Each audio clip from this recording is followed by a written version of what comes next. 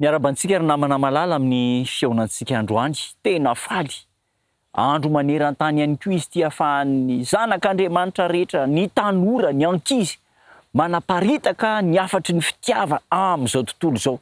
Io zany le atao hoe andro lehibe maneran-tany ahafahana mikasika ny fiarahamonina.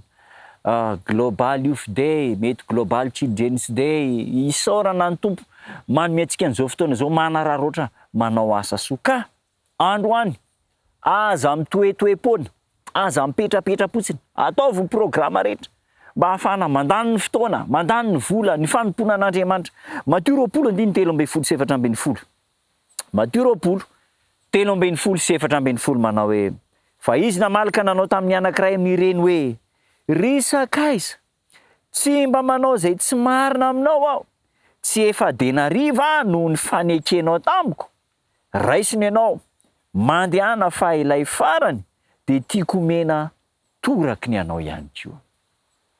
Fanoharana ny amin'ilay olona tia tena, tiany ho be dehibe ny azony, de miady amin'ilay tompony mihitsy izy hoe mba ataovy be dehibe ny a, de efa nifanaraka tamin'ilay tompony izy, kanjo, tiany ho be, tia tena le olona, de tsy neken'ilay tompony zany fa nresaka izy.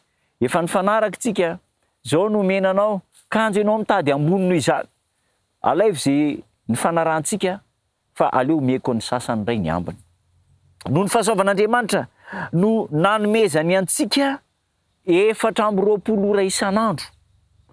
Tian'Andriamanitra isika, matoa nomena ary antsiarobidy izany ora izany. Ahoana ary no ampiasaintsika ny fotoana volamena zay nomen'Andriamanitra antsika, fotoam-bolamena tokony ararontsika. Ny kristianina de tokony anao an'Andriamanitra ho lohalarana amin'ny fampiasana ireo fotoana ireo. Raha vao manomboka ny tontolo andronao, inona no ataonao? Aiza no sainao mifantoka? Fa de ny ampirisihana antsika zany, raha vao mifovoam-pandriana, fiderana an'Andriamanitra asandratra. Tena vidimbola be ny fotoana ary aza kamokamo isika, fa tsy misy afa-tsy ny fotoana ihany no harena voalohany no omen'Andriamanitra antsika, ny fahasalamana sy ny fotoana. Tsara kokoa ny miasa, mandany ny fotoana amin'ny zavatra ahazoana tombontsoa, ahazoana fitahiana sy ahazoana fahasoavana. Ny faharoa dia ny talenta.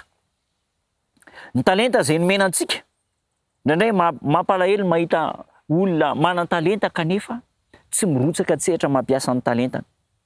Ho azy ireny indraindray de ny fampiasana ny talentany de tsy maintsy ahazom-bola. Isy tambiny ho an'izy ireo zany. Toe-tsaina azo lazaina fa mampalahelo, ary indraindray na eo amin'ny asan'Andriamanitra azy de tratran'izany.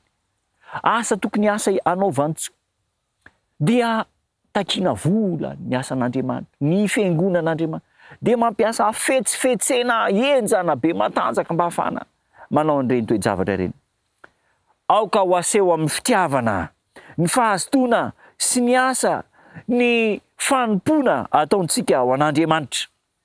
Ho an'ireo zay miasa an'Andriamanitra mandray karama, de tafiditra lalina ihany koa ny toe-tsaina professionnalisme, ka dia everina ho tena asa fitadavam-bola mihitsy ny asa nanakaraman'Andriamanitra an'ireny mpiasa an'Andriamanitra ireny. Ny asa an'Andriamanitra de fiantsoana aloha voalohany indrindra, vocation. Rehefa aveo manaraka ny fitahiana ara-bola sy ny fitahiana maro isan-karazany. Fa raha vao mandeha aloha ny vola eo amin'ny fanompona an'Andriamanitra, de lazaiko antsika fa tsy maintsy hisy akony be dehibe eo amin'ilay olona sy eo amin'ny asan'Andriamanitra izany toe-javatra izany. Ho an'ireo mpiasa zany izay miasa mpandray karama, de ny antsika ny voalohany dia vocation, antson'Andriamanitra. Fa na iza teo amin'ny sehatra asan'Andriamanitra ka niditra teo amin'ny asan'Andriamanitra noho ny fitiavam-bola, de tsy naomby mihitsy izy ireny nandritra ny fotoana zay nyfandina. Mety ho tokatra any amin'ny farany any, mety ho tonga amin'ny fahazoana vokatra tsara any, fa tsy maintsy voapirofo fa tsy antson'Andriamanitra nandraisany nanaovany fanompoana, fa noho ny fitiavan-teny. Kely loatra ny fieritreretana momba an'izany ry namana malala. Kely loatra ny fieritreretana fa aoka ny antson'Andriamanitra no zava-dehibe eo amin'ny fanompoana.